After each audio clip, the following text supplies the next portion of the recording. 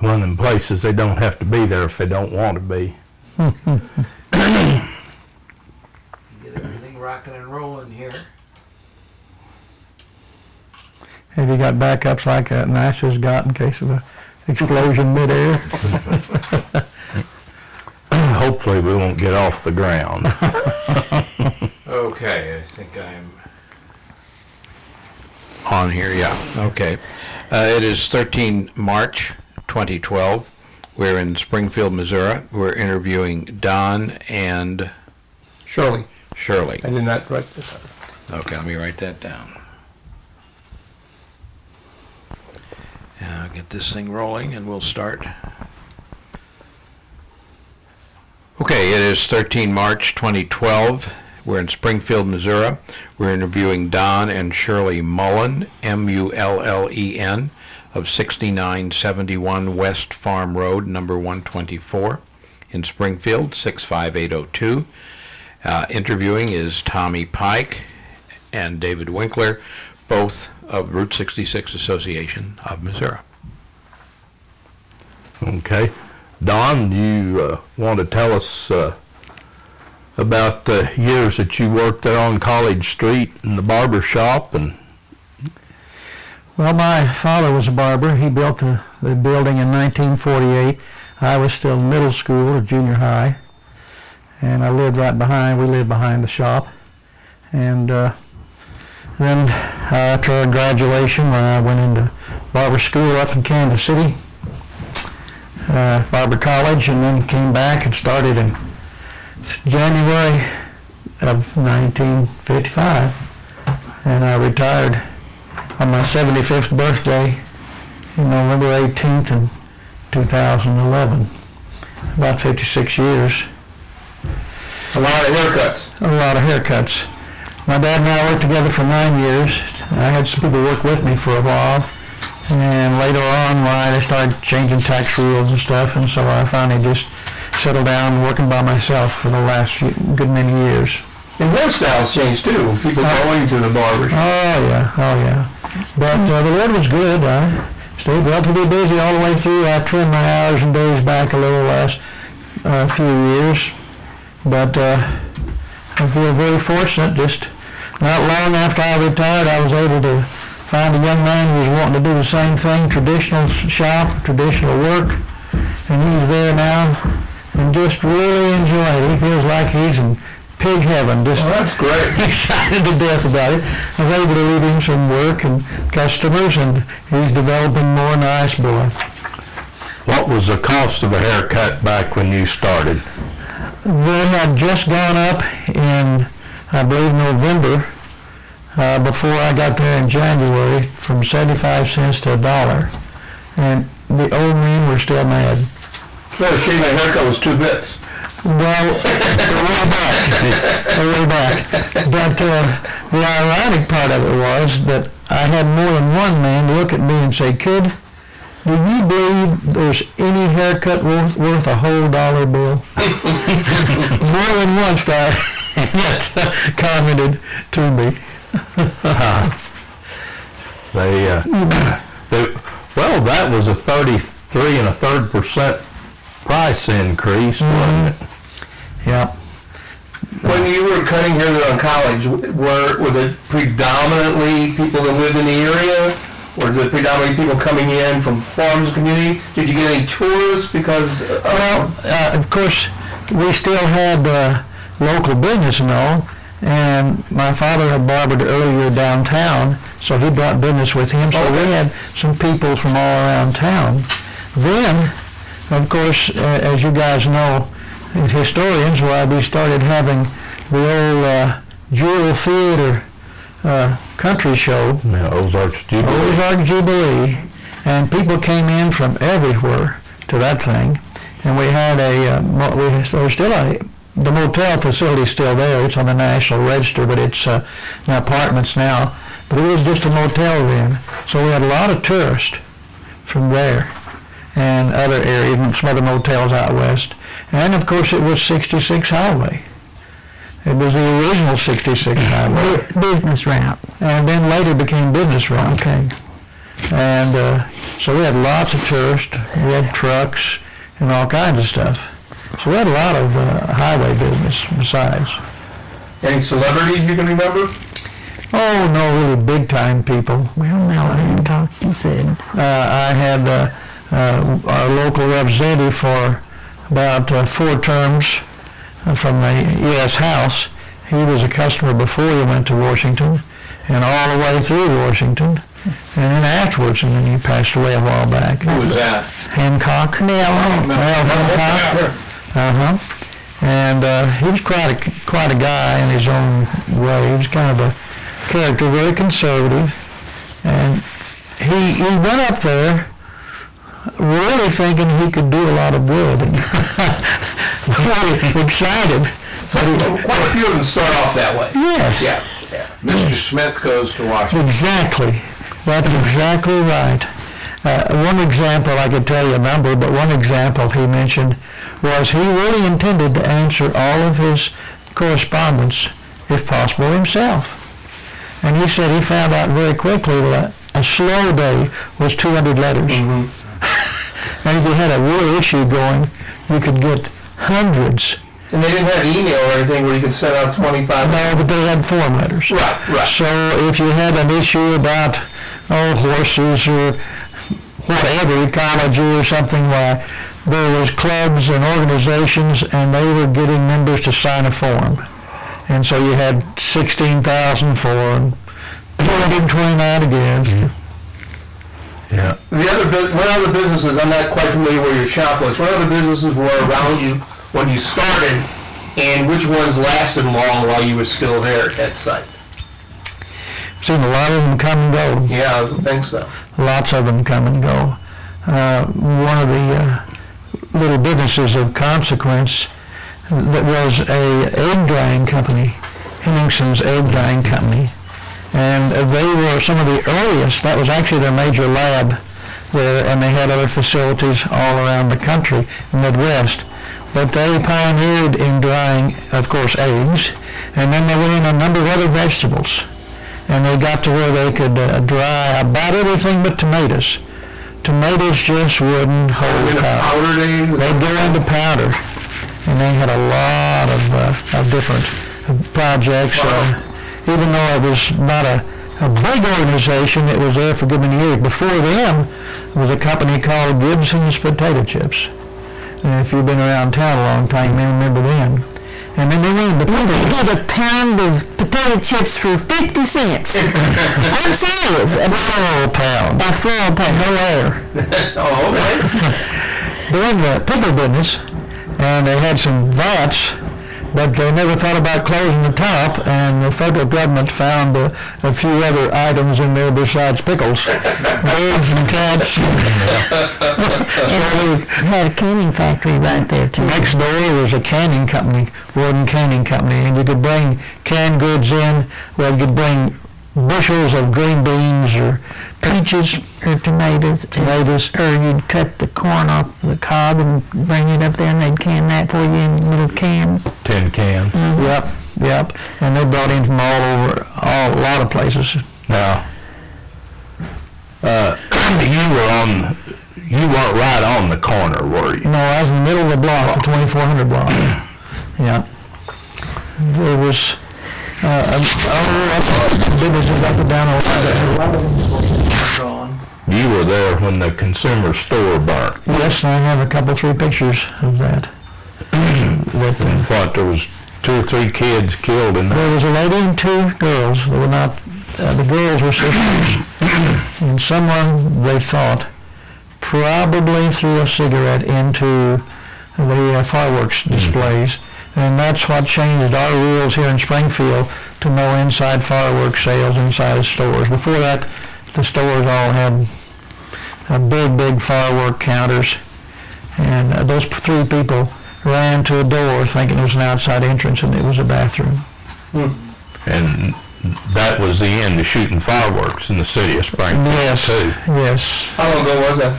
1954. I started in 55, and it was probably within the first year, it might have been 56 at the latest. 57. Probably 56. Six. Yeah.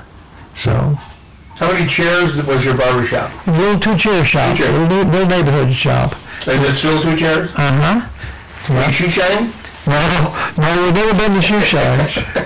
No, the fellow that took the shop, his father was also a barber, and he came, looked over because the boy was in St. Louis, and he said, "Man, this is just like walking into the 50s." The old building and the interiors are very similar and still are. Wow. Did you do a lot of shades? Done some, but That kind of went away with Gillette and the safety razor. somewhat. My father, of course, in his day, he started back in the 30s, lots and shaves. Because it was straight razors, and a lot of people couldn't sharpen straight razors. Now, you said your dad was on up in town. At the Metropolitan Hotel on College Street. and that was the place. Then Kentwood Arms was another place, but those were the two swanky joints. Metropolitan. Where was Okay, it? West College, just off of the square. you know where the current bus turnaround is? Yeah. Well, that's where the old Met was at. Is that right? Yeah, and It was a hotel, wasn't it? there's a hotel on the But in the main lobby, I think it was the main lobby, wasn't where the barber barber shop was. was in ground floor, and they had about 6 chairs, and then they had a tavern, and it was uptown. It was kind of right there on Patton Alley, I guess is what It was we on the call it. It was on the east But side. it faced college. Yeah. It was on the Then south Patton side. Alley run down the side of it, didn't it? Maybe the middle of the block. Were they in the middle? Middle of the block. And my father came back from World War II, went to California doing defense work, and he came back and went to work at O'Reilly Hospital and worked there in the barber shop for a while. And then when that started closing down, well, then he moved into town and worked there for a while, and then decided to come to the far western edge of Springfield, which was 2400 block college. Now we're laughing, but his boss said, "Mullen, you'll never make it out there." Said there's not enough people to survive. That's right. And when my dad first moved there, he was outside the city limits, I believe. Well, the city bus route was down there at the corner Southwest Avenue, Southwestern. Now, how big was Springfield in 55? Oh, 30, probably, 30,000? 1,000, probably something like that. No, the other day I read something, and I'm thinking that in 50 they were like 60,000. It could have been, it could have been. Them and over 150. Yeah, yeah. And them and Joplin, along in the early 50s, were about the same size. And let me think, in late 70s, Joplin was 35,000, and Springfield was over 100,000. They used to You're growing about the same rate. back and forth. In fact, after this census, they were telling, it was in the paper, I guess, was where I read it, Springfield is not far from being the second largest city. The city of St. Louis moved out to the suburbs, and Springfield, the city proper, is still growing, and they said probably by the next census that St. Louis is like right around that 300 or something, getting smaller. I don't know, but they were talking about that Springfield would probably be the second largest city in the Well, state. Joplin and Springfield were always very competitive in high school and stuff. And, at times you couldn't have law officers around because it was just a fighting birds here. It seems funny now. I know some people still get excited about that. Well, any football or basketball game, there was always a fight. Yes, yes. But Joplin has a large area to draw from, Carthage, Neosho. Right. They're just not in Joplin. Right. But they shop and work in Joplin and so on. Yeah. When the hair salons, unisex salons came, how did that affect your business? Well, of course, we were told that we would not survive with traditional work, And I attended a few hairstyling type seminars and shows just to get the feel. I didn't really care for it. It just wasn't my bag, and we had a respectable business developed over the years. But we went from 205 barbers in Springfield, in the city limits, and there was a few around edges, but down to about somewhere in the vicinity of 100 or less in about 2 or 3 years, because about half of the young men just quit getting haircuts. Right. And they started going to a lot of beauticians. Well, some of the men who went on into hairstyling, so I had some friends who went into hairstyling, all at once they were competing against 3,000 beauticians. We were working 7 days a week and nights and everything else. So for a lot of those guys, it was a tough road to hoe. So Were you a union barber? originally we were union. So you're off on Mondays and, yeah. Yeah, well, And they're not. no. They're not. No, But it appears that our lady friends really get competitive with each other, and it's been a very aggressive business, beauticians tell us, and jealousy is much worse than the barbers were told. I'm going to tell a real quick story. My grandson's 5, lives in Poplar Bluff with his mother, and I pick him up every other week and bring him back to St. Louis to stay with his father. And as we're driving back, I said something about Noah. I said, "Hey, you just got a new haircut." And he says, "Yeah." He says, "Mom took me to a man-only place to get my haircut." I said, "Man-only place? Yeah, you got this red and white thing out in front. And it's in a barber shop." He says, "I think that's what they said." Yeah. He was so excited that he got to go where men to get their hair. Yes. Yeah, well, I still go to the same barber shop I went to when I was in high school. Yeah. And my son went. I was a different barber because the barber passed away, but it was his partner that's taken over, and he's probably 78. But now my grandson goes with me.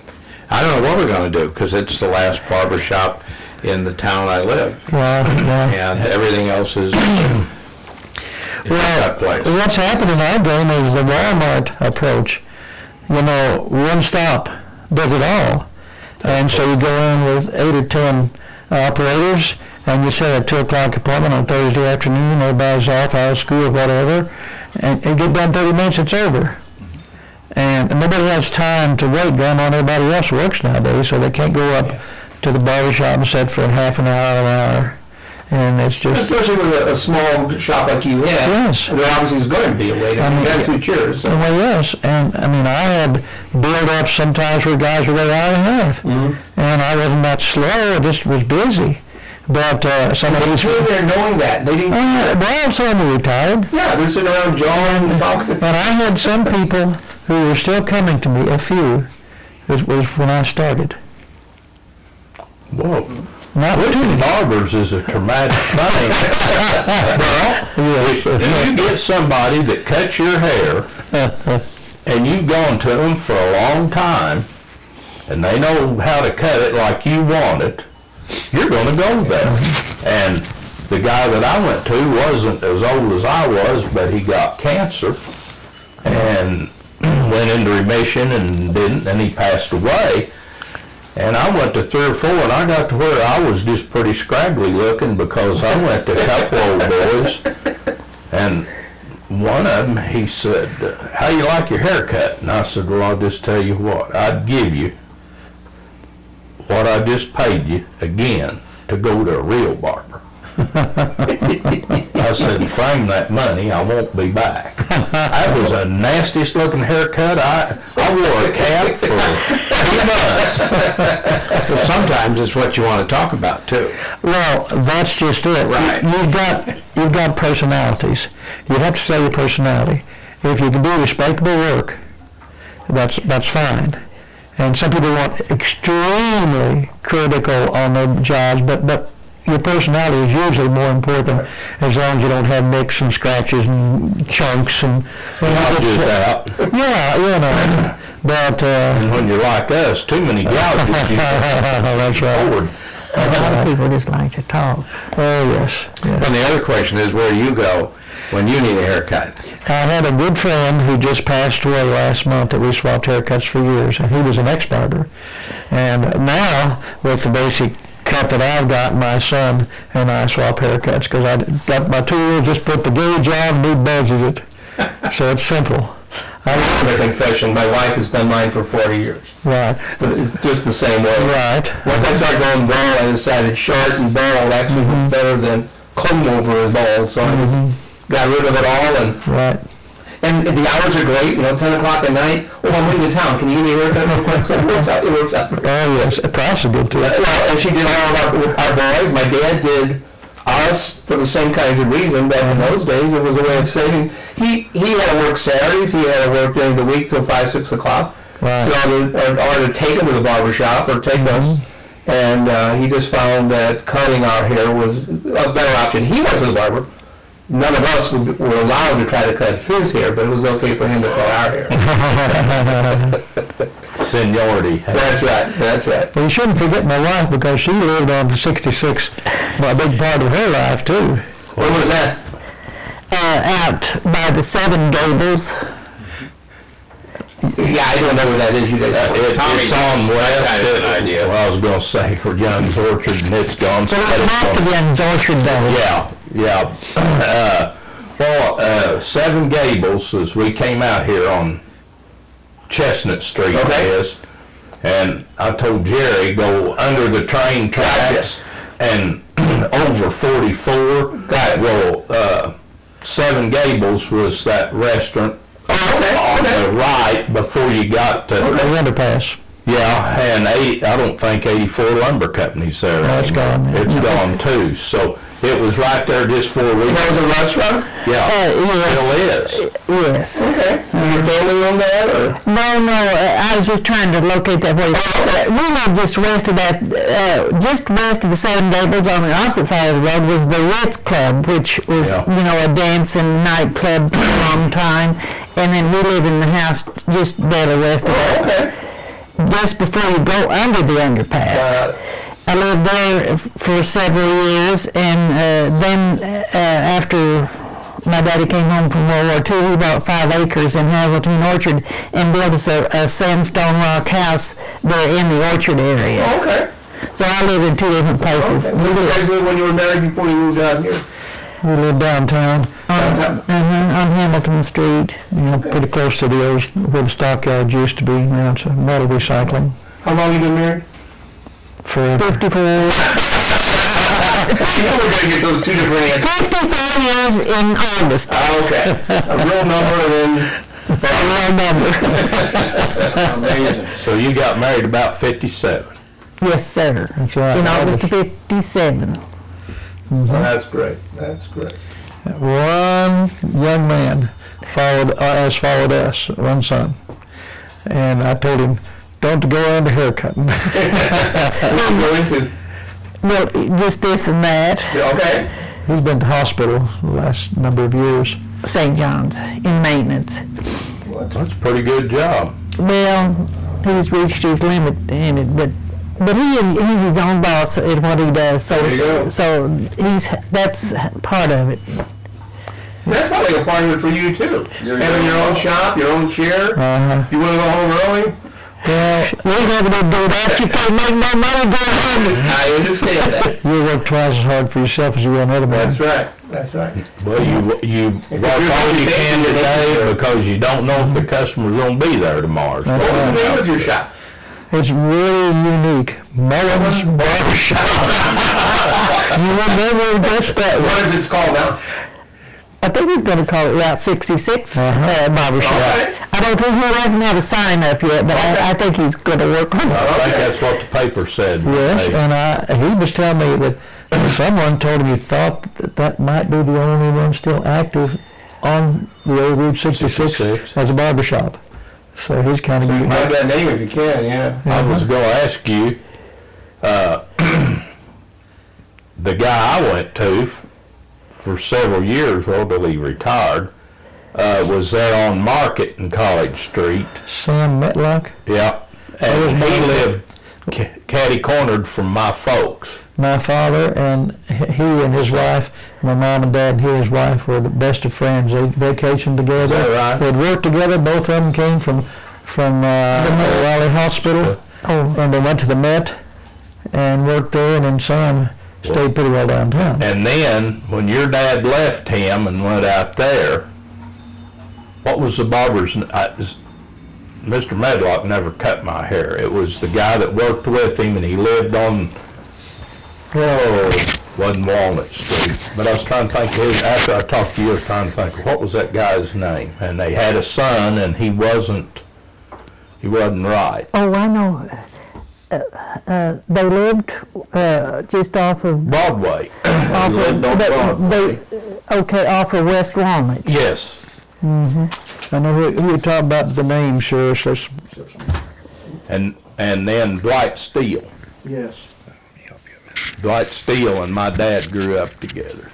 I'm just Yeah, gonna he was fine. do this.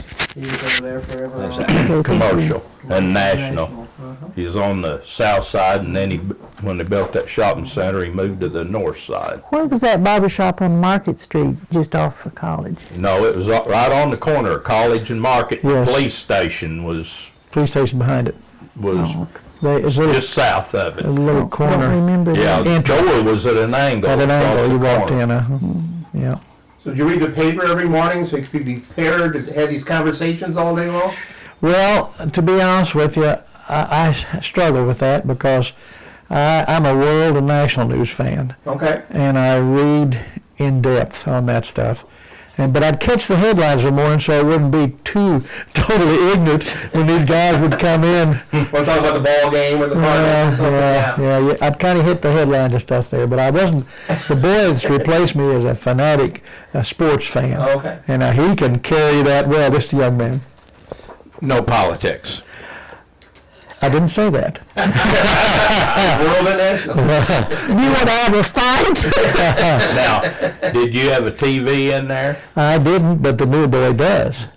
And the reason I didn't is you're watching a ball game or something, and you're facing the TV, and I had mirrors on either side of the wall. And that way, you could look forward like working the flat tops, and the guy could watch you. You're checking the back. And mirrors are a great help.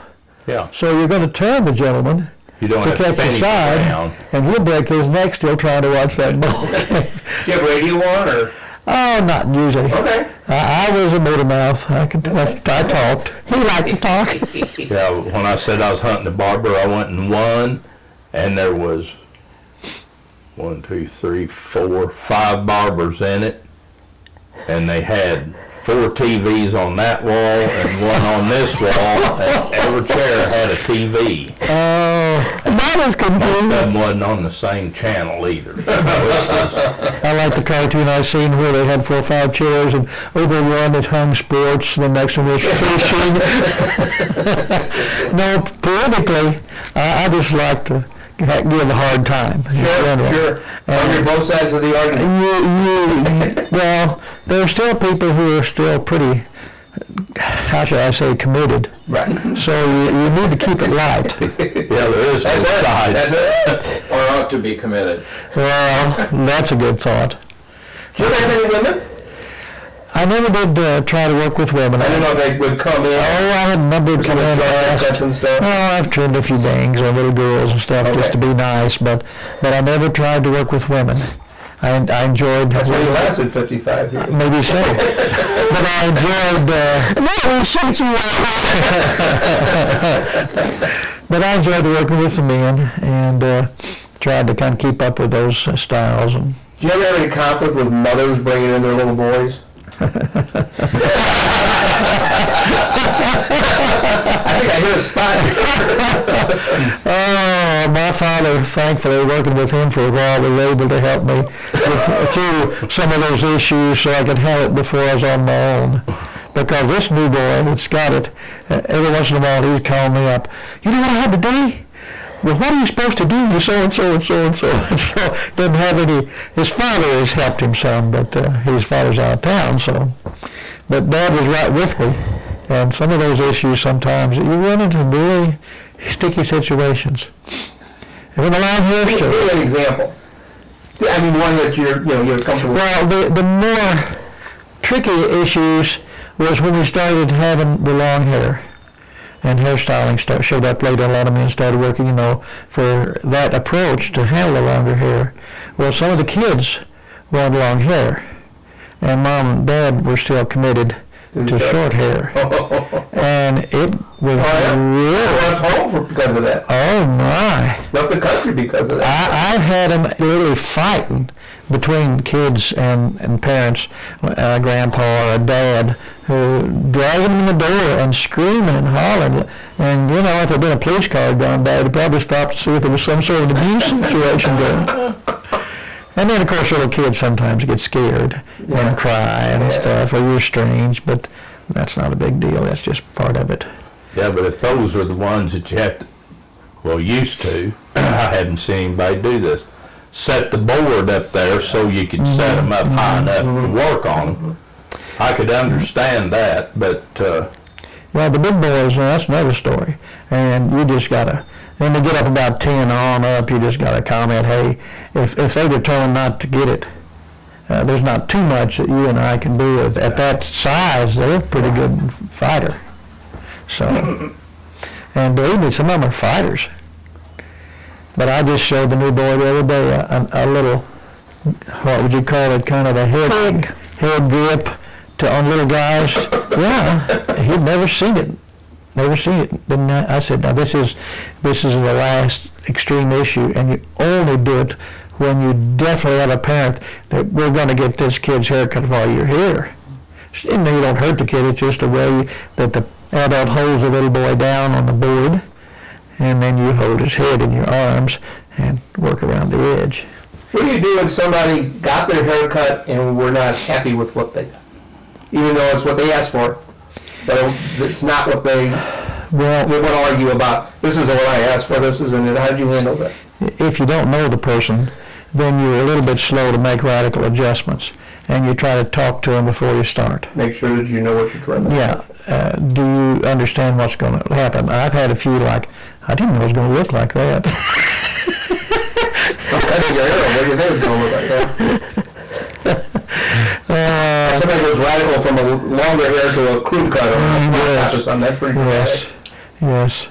You remember,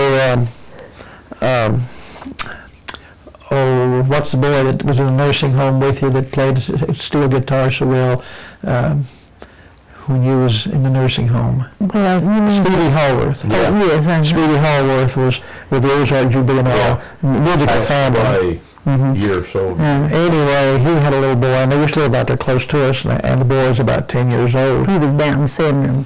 Yeah, but the little boy was. Well, not this one. Oh, okay. I'm sorry. I thought you was talking. And so the family being musical and the stage, even years ago, a lot of them wore their hair kind of full. It was just sort of a thing, with a lot of entertainers. And we'd been trimming it about half covering the ear and all this sort of thing back in the 60s or 70s. And he came in one day, and it was a hot summer day, and he said, I'd like a crew cut. And I said, really, you're not going to get your haircut this way. So we start this talking. Yeah, but this time, Mom and Dad said they were going to let me do it because they realized, and short hair was the end thing. Everybody in school almost had short hair. Okay, I was foolish enough to believe a 10-year-old. Well, Dad had dropped him off, and Dad came by to pick him up, and he about died.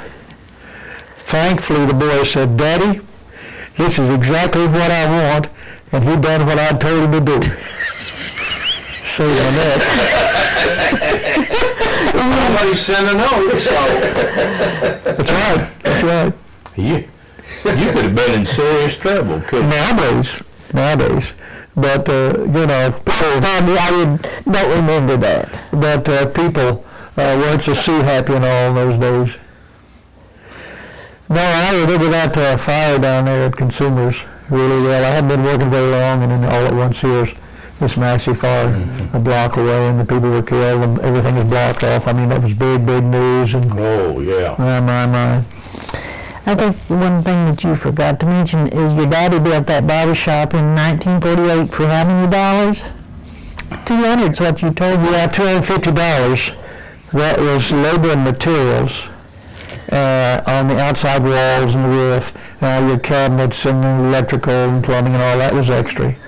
What was a lot? Well, we bought a house. Oh, okay. And built it in front. Gotcha. And that was typical. And in fact, it's kind of a headache because it's still tied with the utilities of the house behind. But, so it's a little bit of a tricky thing, but it was grandfathered in, and so we work with it. Yeah. Probably city utilities doesn't like that because they can't get you on the commercial rate. Well, they'd be happy for Well, it. they do get us on commercial rate on the building. Yes, We get taxed for that. for the taxes, but not on the utilities. It just comes under one bill. You have a traditional revolving pole outside? Yes, I do. Yeah, I bet you've had people coming off you money for the pole. a little bit, and they Not too were, many of those around anymore. no, You in can fact, buy them though, new. yeah, Yeah. they're pretty But high. is yours the original? Yes. Yeah. My father got it, and it was used when he got it, so it's probably beginning of last century or so, way back. But it doesn't look that Oh, bad. it works fine. I've had to replace all kinds of stuff, but it's Any still. vandalism on it? Excuse me, don't get me started. That was a problem happening to a lot of them a few years ago, and I took some body putty, like they use at body shops, auto body shops, and put over the bolts, and so nobody's ever stripped off the building. And your chairs? The chairs are about 1960. They're getting- I was in college and going with you when your dad got them, like Okay. in 1957, Okay, we'll go back before that then. about So you 1950. gotta replace the original chairs. The only ones in about 57. No, we've just repaired and rebuilt Okay. and recovered and all that. Everybody wants one of those at home so they can lean back and sleep. Because there's going sometimes in the barber chair. Yeah. Do you know what's second to them? What? The barber chair, What would that be? seat out of a locomotive. Really? Yeah, them's good. I worked for the railroad and they kick back and you can sleep. Well, I guess it would. I found out it was, supposed to be sleeping. I found out it was some wax. The guard. Well, we've had a lot of funny incidents happen over the years. Guy come in one day, total stranger, with a big, beautiful black eye. Real shiner. And he said, I'd like a haircut. I said, okay. And told me what he wanted. I was getting ready to go, and he said, I've got the money too. And I said, fine. He'd a little bit simple. He probably barbered somewhere. But anyway, he said, a few days ago I was up the street here at this little cafe. I said, I had lunch and didn't have any money, and he got mad. And blacked his eye. Blacked his eye. So he told Make sure you didn't want two of them. I hadn't said anything. But at least the guy up the street saved me from getting What's the biggest tip you ever got? Oh, I don't Little neighborhood barbershop. What's the biggest tip you ever got? Percentage or dollar or whatever. I don't know offhand. I've had $20 bills and my father, way back in the 50s, speaking of a big tip, the consumer's market you're talking about, Mr. Wheeler, Clarence. we're kin to them. Austin, no, his father. Would have been the grandfather of the one that was Clarence at Billy. It would have been Clarence's father. Clarence's father, that's right, father. Well, they were looking for a site to build a store, and that site came up, and they were getting their haircut there with my dad. And he gave my dad, after the sale was over, a $50 bill. What year was this? That would have been about 54. Wow. That's a week's salary. Or more. Or more. 53 or 4 is when they put that store. Yeah. But that was for telling him about that property, Because that was that property being for sale, and that's where they built that consumer's got in market. real early and got it, secured before it got out on the market, and that's right in the area they wanted. and he gave my dad a $50 bill. That I never got a tip, anything of that consequence. I know when I retired, the day I retired, there were some guys that gave me some little gifts, some monetary gifts that were just goodbye gifts, stuff like that. But tip-wise, $20-25 would probably be. But I was never as high as some of the other shops, so I was $9 and I went out. I planned to go to 10, then the things started sliding, and so I just stayed at 9. And expenses were limited. Towards the end, how many were you doing a day or a week, say? Well, so I'd cut back to, it was closing at 1 o'clock, and I shut down on Saturdays. So, I was down more like 10 or 15 a day. A week or a day? Yeah, a lot of days. Some days more and some days less because I That's like 9 to 1? That's not too bad. No, I go in at 7:30. Oh, okay. Yeah, but it varied. I didn't work appointments. It was always walk-in, traditional. That's why I like it. Yeah, the barber I have now, and he's, again, older, but he takes appointments. Mm-hmm. And there isn't enough walk-up business in a suburban city. So this is what I think. There aren't many walk-ups. So you get an appointment, and he figures about 20 minutes, haircut. Yeah. And then by 4:30 that day, though, you might as well go a little late, because they run a little longer than 20 minutes. Yeah. Well, my father tried to explain to me, when you're working, work, and even if you're talking, work.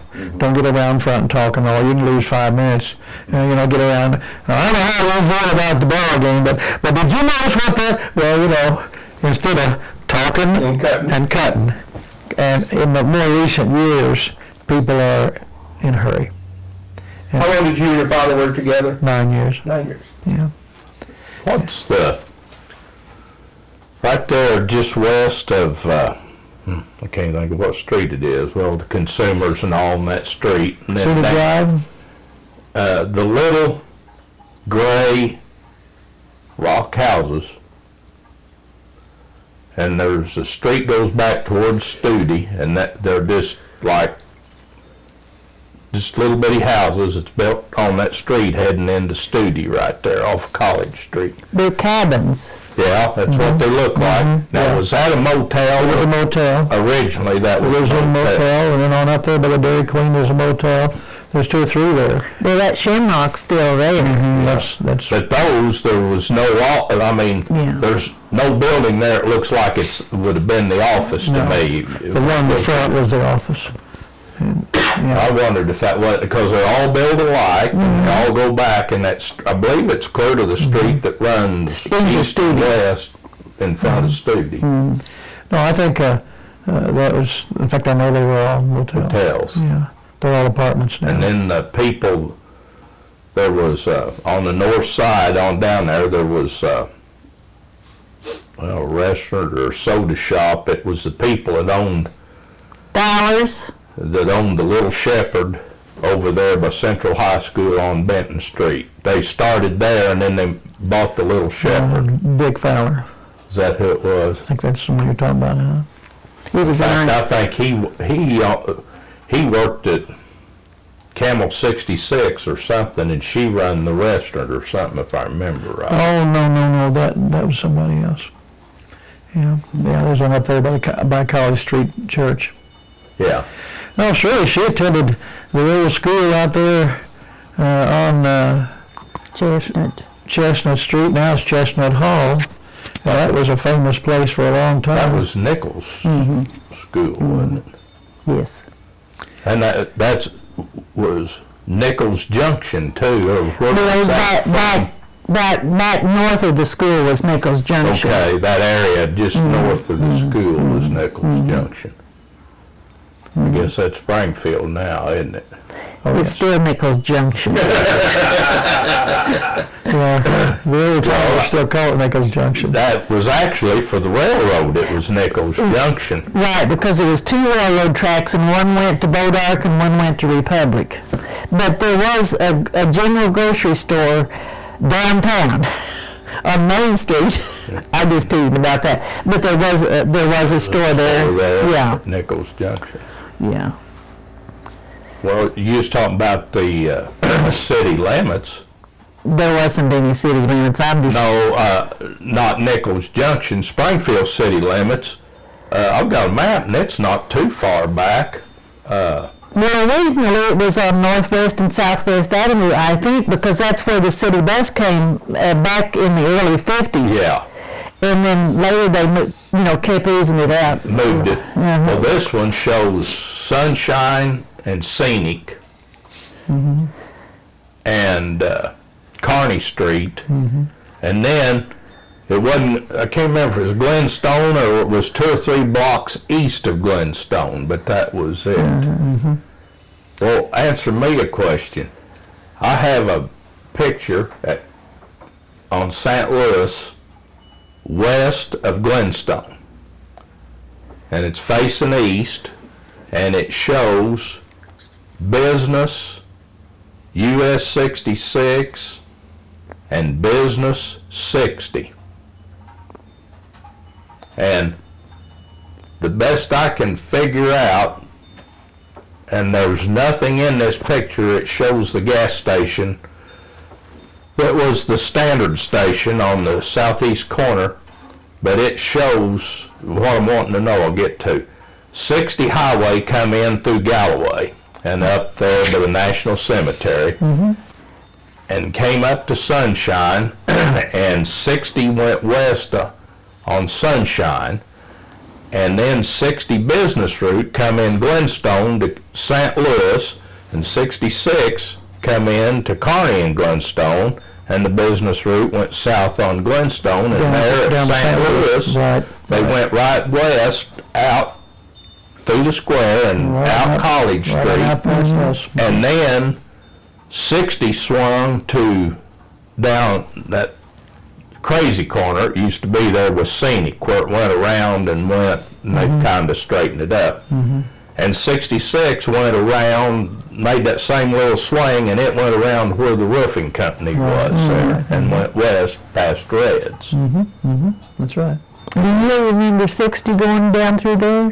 For just a little while, I believe. But I don't remember that. I don't think it stayed that long. It was just a little city route thing. Yeah, just to get them, to get everybody through the square. Yeah.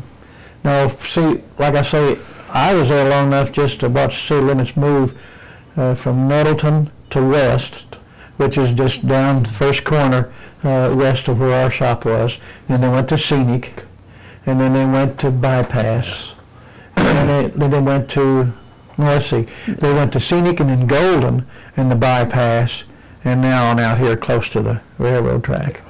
So there's 5 or 6 moves there in the years that we were there. But it was enjoyable. I enjoyed my work. I enjoyed the customers. At one time, I had 4 generations from one family coming. And one thing I was able to accomplish just in the last few months before I retired, I was wanting to cut a man's hair who was 100 years old. I had 2 or 3 got to be 99, and they died, moved off, nursing homes. And there's a customer now coming in who's 100 years old. And I got his hair cut a couple, 3 times before I retired, and he's still there at the shop with the new boy. In fact, he Nice story. Yeah, in fact, he and his daughter are the ones that call the news. No. They called and mentioned a new barber was there, but it was the Tom Mundy's or Bob Mundy's brother-in-law. It's his son-in-law. Son-in-law that mentioned the newspaper. I didn't mention anything to the paper or anything about quitting. I was just going to phase out and didn't want to make a big deal about it. But the newspaper, you've probably seen those articles. Yeah. How long was your longest customer? Do you have a customer for the full time that you started? Yes, I still had, I don't know exactly how many, but I still had maybe 15 or 20. Then when you started? When I started was still there when I quit. They got old like you too, right? They just got old. You know, isn't that amazing? Isn't that amazing? They probably crabbed that you was charging the same with as little hair as they had too, right? There was some disappointment in that. Well, the old men used to get some mad on quarter changes as they made more gripes early on than the dollar changes in more recent years. but quarters were pretty good money in the 50s and 60s and 70s. And the union would, to make it a little simpler on customers, they would announce after a union meeting that effective 30 days from now we're going to go up. Oh, what a dog. We would work our heads off. Because I know how to get the cheaper haircut. One more cheaper. and we would have people say, I'd like to buy 5 haircuts a head.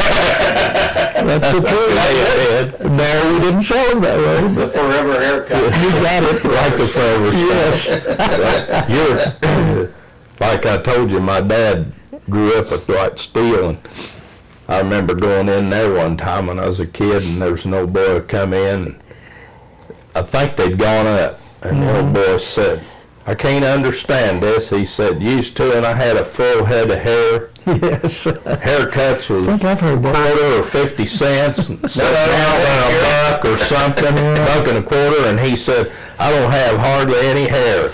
And old Dwight just looked at him. He said, well, used to. It wasn't so hard to cut because there was more of it. So now I have spent a lot of time looking. Yeah. Part of that's finder's fee. And my dad always said the reason it costs as much when you get old and lose your hair is because they don't just cut it, but they count it for you.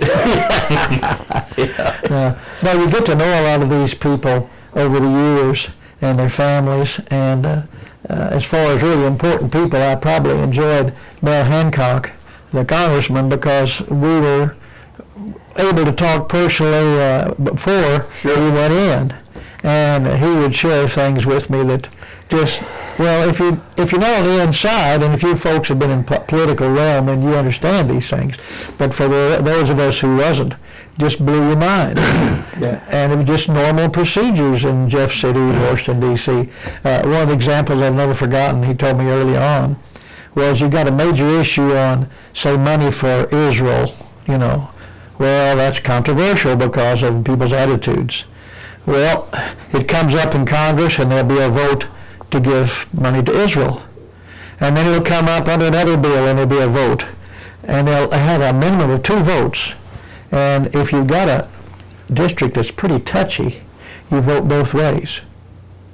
So that way you can go over to the Jewish American lodge, you got it, and then you go to the Muslim forever, and you vote against it. And you just never think about that, well. Yep. That goes to show you that the people do not read the newspaper. Well, a lot of stuff never makes the newspaper. Now, there are congressional reports that you could read it. It's a congressional record. Yeah, it's there if you do enough reading. But like I say, 90% of the people on the street here, you could go ask them about something that affected their pocketbook, and they don't know about it. But if you could ask them what the game was at the Lady Bears or the Men Bears game, they can tell you what the score was, the errors that was made, and everything right down to the last one. But something they really need to be concerned about, they don't know. That's right. That's right. What would you like to have on this tape for posterity? Oh my, I don't know. I think the Lord's been good to me in my life. And, as I said earlier, I followed my dad's footsteps in the work, and he didn't particularly encourage me. But he said, he and my mother said, if you want to do it, I will put you in school.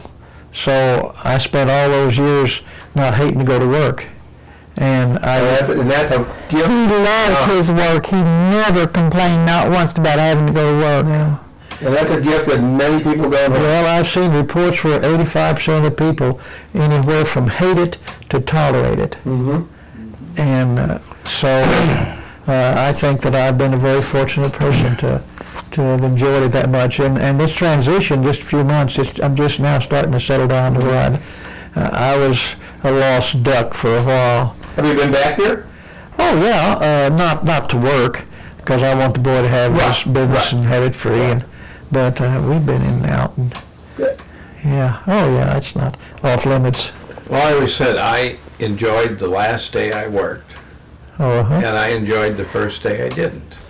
That's pretty good. Yeah, yeah. That's pretty good.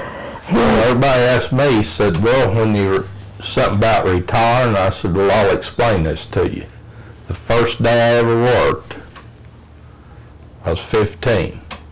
I said, didn't much like it that day, and I liked it better that day than any since. And then when I left the railroad, they said, how long did it take you to get over it? And I said, well, you know, you turn to get off the parking lot, to Atlantic Street, and I said, you know, you make that little swing around. I said, well, when I looked in the rearview mirror and I couldn't see it anymore, I was over it. I said, that just... It took me about 6 months when I retired. Well, it didn't 6 me. months. I taught school, so the day I retired was the end of the school term. Yeah, You normally had 2.5 months off anyway, so that was a normal. What was weird was not going back. Yeah. You know, about in the fall. Yeah, in the fall was.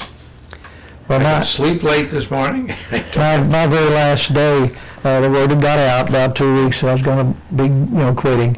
And I had a mob scene and some just come by to wish me goodbye and good luck and all this kind of stuff. And it was a hard day for us. It was hard. I'm sure. Really hard. My wife was there. But his whole family was there too. That's right. Yeah, and when finally the press was there for pictures and all this, and everybody got cleared out, and I locked the door and I just bawled. I understand that. I really do. I do too. Excuse me, it sounds funny to a lot of people as much as they hate their work, but It's a lot of relationships oh, that you're not going to maybe see again. Well, yeah. that's right. Well, like with the railroad, they shut it down. Moved it away. Right. And I was still here, and there was a lot of guys the day they shut it. I've never seen them since. That hadn't been, but you think about, but there was days that I couldn't wait to get there because there was always something going on. Somebody, yapping at someone and all. But as for what was wrong with working, it always cut the middle 8 hours right out of your day. Well, I didn't have the blue. It was Tuesday for us. I didn't have blue Tuesdays. I enjoyed the weekends, sure, do things, go places, but I've been blessed. I had a good wife, and Thank you. I've got something good coming. but I mean, we didn't make big bucks. We made a living wage, and someone recently gave us a little sticker that I'd heard about and Shirley had that said retirement means twice as much husband and half as much money.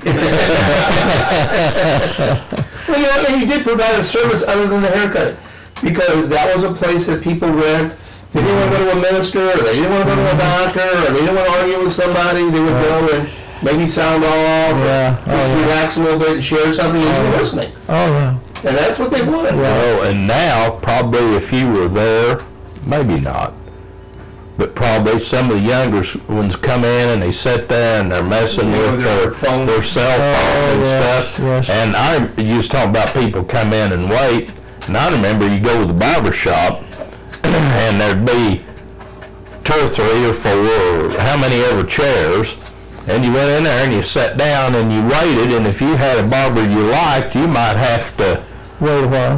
let Somebody else going front of somebody else go in front of you. You'd get there and you'd just sit there and you'd read the magazines or the newspaper or talk with somebody. We And really had a shop of that style, and I knew most of my customers well enough. A lot of them first name basis, knew where they worked, and we were talking family, we were talking issues, and just joking and having a big time. Paul Harvey said that's one of the reasons a lot of barbers live to be a lot older, because they have a job where they, even though there's some pressure points, you're laughing and relaxed. And that pressure point changes every 20, 25 minutes. Oh yeah, that's true. Don't have to bring the work home. Yeah. That's right. just leave it at the door. Just dust it off before you come. That's true. Did you ever go to someone's home or someone when someone was there with them? You did that? Yes, I've done some of that. I didn't encourage doing that because, after you've worked all day, you're tired. Right. And one of the nice things, a lot of facilities, nursing homes and all, have people that can do hair. The people are living at home or doing But your other customers, you can't say no. Right. And that's pretty well what's happened. Most of the guys will do for their own customers. I've cut some dead people's hair for customers of ours that died in nursing homes, and I cut a little boy who's about 6 years old and wanted him a flat top, and like I'd done it and died, and that was tough. Oh, I would imagine. That would be tough, yeah. Shirley, what did your folks do, your dad? You lived there. Well, he worked at the foundry in Nichols Junction when World War II was going on, and he left that job. And they were bringing in, I don't know what you call them, low bed. Trains. It's that same number. Yes, but what do you call those hopper? Is it hopper cars? It wasn't like a coal train, but it was about half of a coal train, and that was loaded with cast iron, and they had an iron. Probably those gondola cars. Well, maybe that's what it's called. The sides aren't as tall as these coal trains Right. come to. Yeah. And those were loaded with iron for the war efforts. And he was working there when he was called to go to war. The Second World War. I didn't realize there was a foundry out. Yes, it was right in Nichols Junction, and it was set right beside the railroad track. So they'd come in and unload that, and they'd melt it down, and I don't remember what they were making, because I was like 7 years old or so, about 7.5 at that time. Well, that was. Let me see. That line went on down to went on through to Tulsa. Well, I think it went to Republic. Do you think? Yeah, and then on to Tulsa. Okay, I didn't know. The line going to Tulsa goes on down, goes through Monette. Okay. And down that way.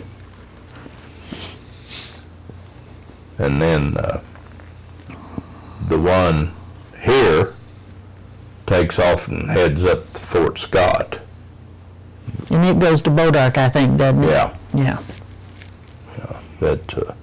She's been kind of a 66 collector, follower, over the years, and boy, there's just a few segments left. There's not a lot. Open highway, you can run it. There's still pieces. Well, in the state of Missouri, you can drive all of it except Over the Pine. south of Rolla, there at the little town of Arlington. What's the road? There's one bridge you go to. Yeah, you have to get over on 44 to get through, because Arlington is the little town that you saw. Crossing the Big Piney River. Yeah, and you just, from where you have to get on there and go down, and then where you get off, it's about 3 miles, 3 to 4 miles on the interstate, but the rest of it, like 266, and now you get in places. Well, in St. Louis, though, from Lindbergh to almost Eureka, you use 44. But you can take Manchester. And there are many routes. Many city routes. You can drive in St. Louis, you can take Manchester, and then that turns into 100, and that's the early alignment, and it'll just take you right on out to Villa Ridge. You may have to swap alignments to drive it all, but you can pretty well drive 66, except for that. There is no road there at Arlington. Right. It's all under the interstate. What was the name of Skip? Curtis. Yeah, he came and interviewed me before he wrote one of his last books before his death, and he was telling me, as far as City Route 66, he thought that my little old business was, at that time, about 2, 3, 4 years ago, was the oldest one west of the square. It's still the same. Probably the oldest continuous family. Now, as you say, Reds, he came in a couple of years ahead of us, but then, of course, he passed away. Yeah, and then he shut it down a while before he passed away. You know why, don't you? Why he shut down? Well, I didn't know for sure. All I know, I can tell you. What? Ask your barber. Okay. His wife, when she turned 70, she was a chief cook and bottle washer. Yeah. And she quit. And she said, I'm not going to keep putting these hamburgers together after I'm 70 years old. Well, he was conservative, and he didn't. Well, we did interview. Yeah, Yeah. we interviewed her. Okay, that's right. Well, great. And did she tell you the same story pretty well? Well, she I said. can't remember. I because can't this was remember. about the 30th, one of these. So I can't remember the details. Well, I'll tell you what. She, they quit, and then Red kept that building for quite a while, and then when they tore it down, he died. They tried to get some franchises, kind of going off of the recipes and all that. Yeah, one guy supposedly paid for a bunch of that and all, and then another guy went up and he's going to open a Reds up there at 744 towards Stratford and all, and I told him, I said, boy, that just, he said, what do you think? I said, well, I think if I was going to open Reds, I'd go down there and open it up on Chestnut Street or College Street. I said, I wouldn't go that far out of town with it. And, you know, they've all got big ideas. But, well, shoot, what was her name? You said that and I can't. I forgot. A lot of people didn't really realize a lot about him. He was quite a character. Cheney? Yeah, Cheney. Dick Cheney, wasn't it? No. Not Dick? They called him Red, but what was her name? But we interviewed her for the Route 66 Is it Carolyn? documentary. Carolyn? No, on Ozark Public Television, and then we interviewed her.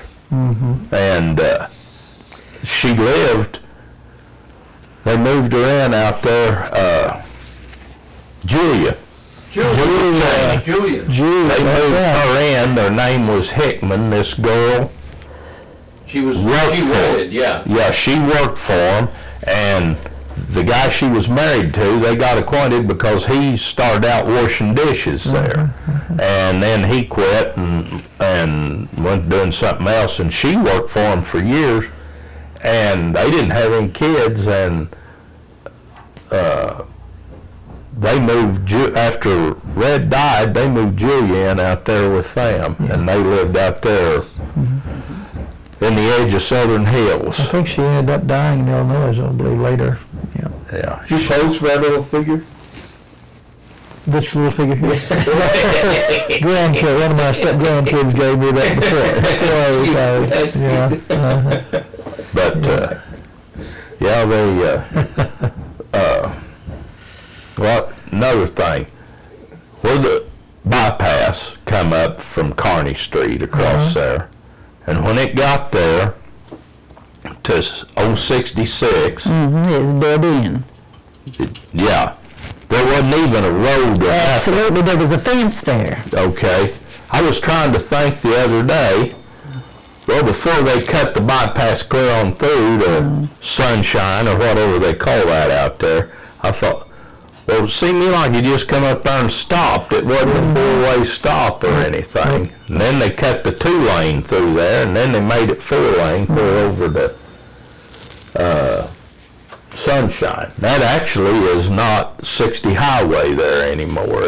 It's James River 60. But it's just two-way from 66 to Sunshine.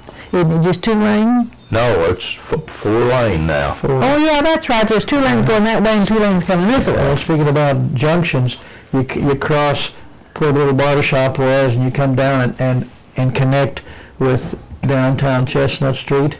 Right on that junction down there was a rendering plant way back when. And, Whereabouts was that at? well, down there where Across Chestnut and College Street come together. Down there by the Get and Go or whatever that is now, right by the railroad track.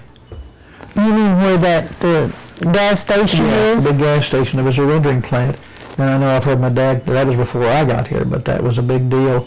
Lots and lots of meat was cut up down there, horse meat and all, like they're fighting like crazy over here. They've done that for years. It's just not been here lately. Publicized. Yeah. And Dad said he could never understand going by there and those guys sitting on those dead carcasses eating lunch. So you had to be pretty tough. Maybe tongue sandwiches. I guess it might have been. Yeah. Oh, We're close to time. Okay. okay. We're just about done. Anything you want to add or anything you'd like to leave for final words of wisdom, Shirley? No, not really. Okay. But I've enjoyed living on 66, in my experiences, that's about all I can say, and nothing fantastic, but, It's a valuable experience, and it's not going to be there for a lot of people in the future. That's right. So it's worthwhile to hear from people whose stories may not be repeated. Yeah. They're just not people who are going to be doing the things that you folks were able to do. Because I lived there from the time I was 5 years old. We lived in one house, and then 11 years later we moved west to the orchard, and then I lived there in the orchard area until I was 21 when I married him. So I took her off 66. he took me off 66. You moved over on Hamilton, you said. Well, we lived on West Page to start with, and then we moved to Hamilton, and then we moved out here because we were expecting, and I said, if we have a boy, we're moving to the country. I'm not raising no boy in the city. So here we are, 46 or 7 years later. That's how long you've been living here? Uh-huh. Wow. 48 years, and we've been living here 48. Yeah. See, she's into those specific numbers. Much But better. one there like that. Is there anything you want to add? Okay. I don't know. It's just been a good life. Lord's been good. And we really enjoy it. We really appreciate that. Well, thank you. You've got guys working an hour and a half without your supervision. I'm gonna go back and do something like that. They may have the doornail shut. He was talking about when they started changing the highway. Real quick example. Go ahead. There was an old couple that came down to the Jubilee. They stayed across the street there at the motel. They got up the next morning and started to leave. Well, of course, they were up in years, so they got a late start. And they got tangled up on the highway signs and drove all the way from here to Joplin. That was really mixed up, wasn't it? Yeah, and then they said, well, is this the way we're supposed to go back to St. Louis? So didn't we see this when we came up through it from Tulsa yesterday? Oh, what did they break? They broke something.